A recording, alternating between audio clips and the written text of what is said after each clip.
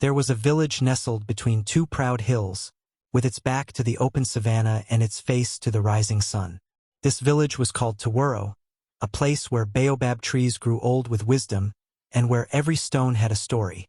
In Turro, laughter rang like bells during the market, and even quarrels ended with proverbs and roasted yam. And in this village lived a man named Akim, not just any man, but the man every mother prayed her daughter would marry, and every son secretly admired. Akim was not born into riches. His father had died when he was barely 6, leaving him and his mother, Mama Anatu, with nothing but a crumbling hut and a stubborn goat. But Akim grew with the hunger of a man who knew what it meant to lack. As a boy, he fetched water for elders in exchange for lessons. As a teenager, he hawked firewood and kola nuts between villages. And by the time he was 25, Akim had become the wealthiest man Turro had ever seen. But it wasn't witchcraft, as jealous tongues often hissed. It was wisdom, work, and warriorship of the mind. Akim built a trading empire that stretched from the fishers of the coastal towns to the herders of the northern plains.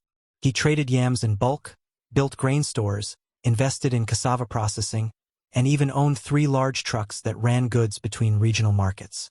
He employed over 50 young men from Turro and nearby villages, paying them more than they'd ever earned in their lives. His generosity became his legend. He donated roofing sheets to the village school, rebuilt the mosque when termites destroyed the wooden beams, and paid the hospital bills of people he barely knew. Children called him Uncle K, and elders called him Alawo Korid, the rich man who brings blessings. Despite all this, Akim remained humble.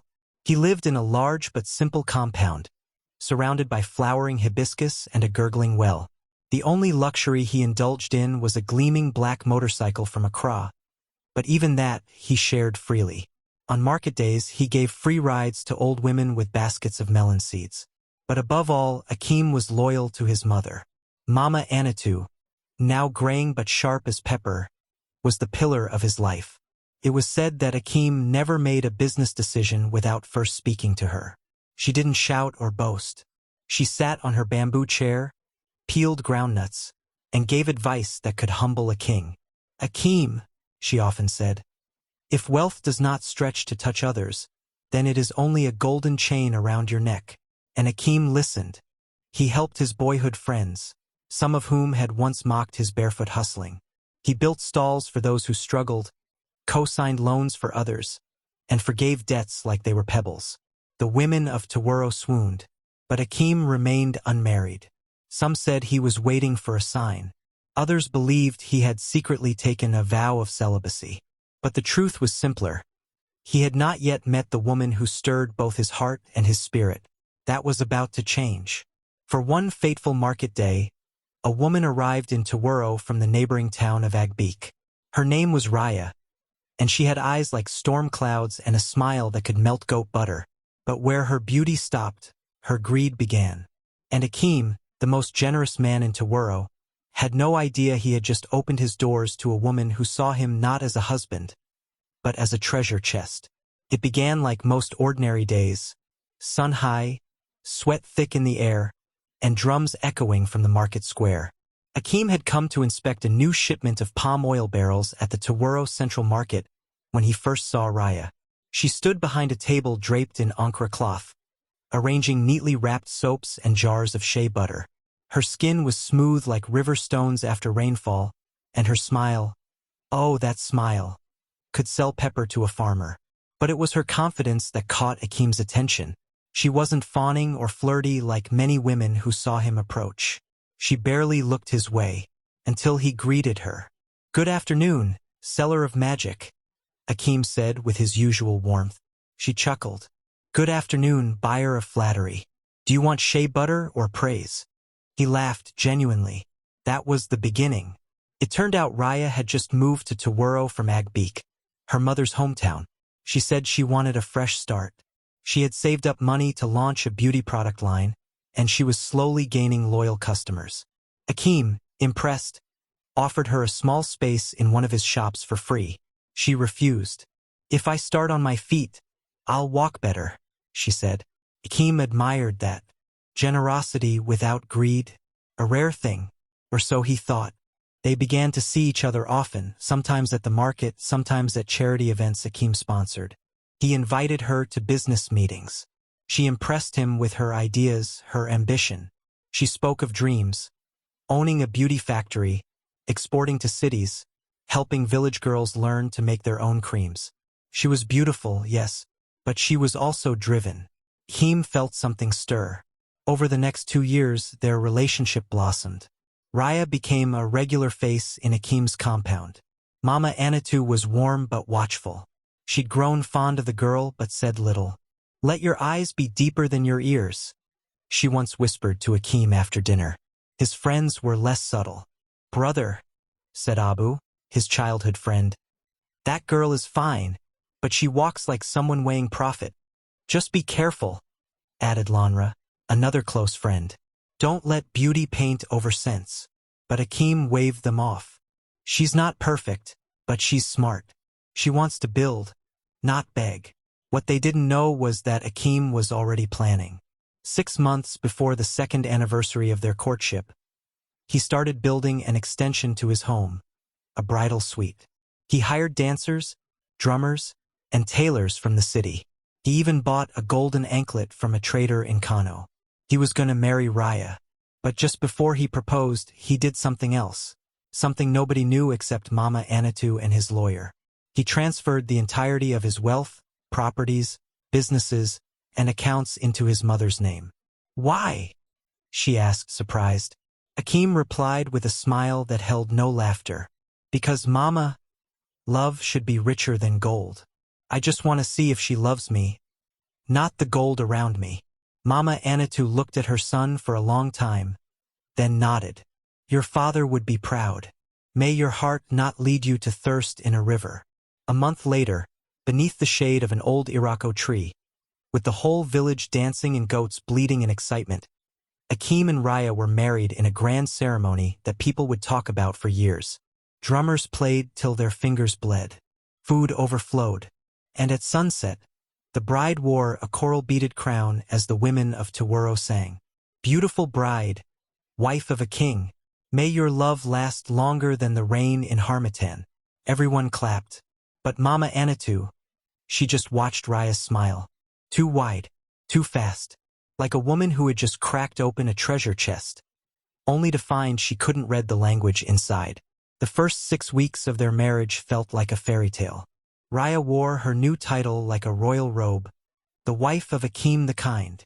She walked through the village like a peacock dipped in perfume, smiled at children, greeted elders with deep curtsies, and kissed Akim sweetly in public. But soon, things began to shift, quietly, then loudly. Beauty with teeth. Raya began waking late, leaving Akim to eat breakfast alone. She stopped joining him for community visits, claiming she had more important things to do, like working on her online brand and styling her hair for city meetings that never happened. She spoke to Mama Anatu only when necessary, and even then with the tone of a superior talking to a servant. Worst of all, she started asking uncomfortable questions. "Akim," she asked one evening while filing her nails, "when do I get to see the accounts for the palm oil business?" Akim looked up. "Why?" "Well, I'm your wife. I should know where our money is. Or do you think I'm just decoration?" Akim smiled gently. "It's not about hiding anything. I just don't mix business with home." She frowned. Strange. Most husbands would share their wealth, unless they're hiding something. He said nothing. But inside, a quiet bell rang. Raya grew colder by the month. She began compiling lists. Expenses, properties she wanted to invest in, business ideas that needed funding. She brought papers to Akim asking him to sign. He refused. "You're not ready to share?" she asked one night, crossing her arms. "I'm ready to love," he replied. "But I don't want to be managed." That was the final straw. The shocking declaration. It happened on a Monday morning. The cock hadn't even finished crowing when Raya marched into the courtyard with a scroll in her hand, signed by her city lawyer. "I want a divorce," she said, loud enough for 3 neighbors to hear. Akim, dressed for a village council meeting, froze mid-step. "Divorce?" he asked, stunned. Why? Raya folded her arms. You're hiding your money. You're not the man I married. I want out. And I want my share of everything you've earned since our wedding. The law is clear, 50-50 after marriage. Akim stared at her in silence for a full minute, then nodded. So be it. Judgment Day. Within a week, the village square overflowed with whispers.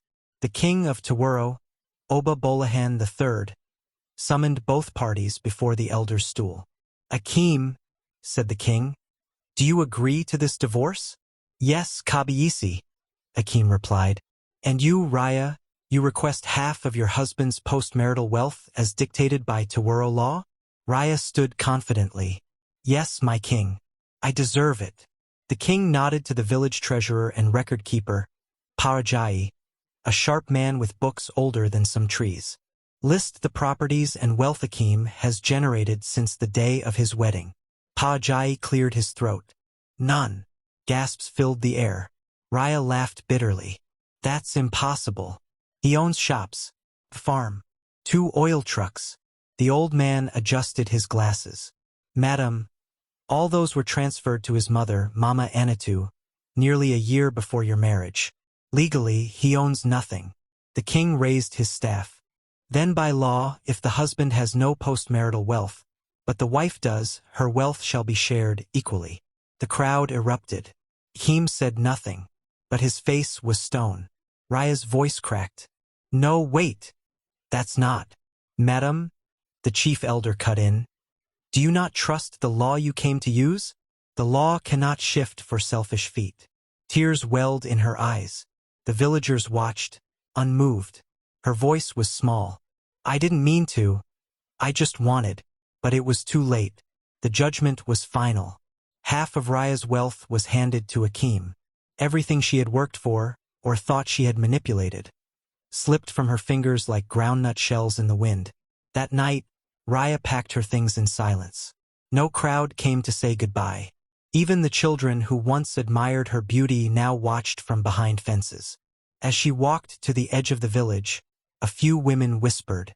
She came to eat the lion's meat, and forgot the lion still had teeth. She left without looking back. Akim stood by the Irako tree where they were once married and watched her silhouette disappear into the misty horizon. But there was no triumph in his eyes, only sadness. He had married for beauty. He had ignored the warnings. He had loved a shadow, but the storm had passed. Akim sat alone many nights after Raya left, not in sorrow for losing a wife, but in shame for losing his way. He would sit under the mango tree beside his mother's hut, staring into the darkness and whispering to no one in particular. I had gold in my hands, and I chased glitter. He remembered her Zina, his childhood friends whom she had ignored her love and choose Raya instead. She wasn't as tall. She didn't have a polished voice, but she had always been near, loyal, quietly brilliant. She had helped Mama Anatu tend to the sick during the cholera outbreak 2 years ago. She had once baked Akim a birthday cake when he forgot his own birthday. She loved him when he had dust on his feet, not gold in his pockets. But he had wanted fireworks, not firewood, and fireworks burn out. One morning, Akim rode to the village river to inspect a collapsed canoe bridge. As he dismounted his bicycle, he heard laughter, soft, sweet, familiar. Zina stood barefoot in the water, washing clothes for her elderly aunt. She looked up. Their eyes met. He greeted with hesitation. She smiled like the years had never been cruel. I thought you lived in the city now, she said softly. I did, he replied. But I lost my compass. I'm finding it again. There was a pause. Then she chuckled. Well, the village always welcomes the lost, as long as they're ready to walk barefoot for a while. That single moment rewrote the script. Akim began to visit Zina's home, this time with humility, not pride. They talked about childhood, about the world, about how love, when real, doesn't shout. It shows up and stays. Mama Anatu watched quietly, and one day, while sipping from her calabash of millet porridge, she said to Zina, You're the one who brings peace into my son's chest. I can hear his heart smiling again. And so, under a quiet moon and the rustle of banana trees, Akim asked for Zina's hand. Not with flair, but with truth. She said yes. And this time, the village rejoiced not for the beauty of the bride, but for the beauty of the love. Akim and Zina's wedding was simple. No royal drummers. No city photographers. Just lanterns, singing, and the scent of roasted maize. Together they built a home, not a mansion but a haven. Zina helped reorganize Akim's collapsed fisheries business. She worked with Mama Anatu to start a village clinic. And she always reminded Akim to rest and laugh. Years passed. 2 daughters and a son danced into their lives. And on the day their youngest turned 5, Mama Anatu called Akim into her hut and handed him an old leather folder. Inside were deeds, bank statements, keys. I held your wealth because I feared it would blind you, she said. Now I see you can carry it with your eyes open. Akim cried that day, but not because of the wealth, because this time he had someone real to share it with. The village of Turro told the story for years, of the man who almost lost everything chasing beauty, of the woman who loved quietly but deeply, of a greedy wife who tried to outsmart a village and outsmarted herself instead, and of a law that taught more than justice, it taught wisdom. Beauty fades, wealth can vanish, but character, loyalty, and truth endure.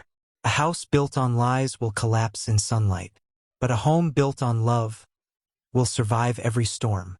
And so ends the tale of the greedy wife of Akim. From the shadows of betrayal to the sunrise of redemption, Turro never forgot, and neither will we.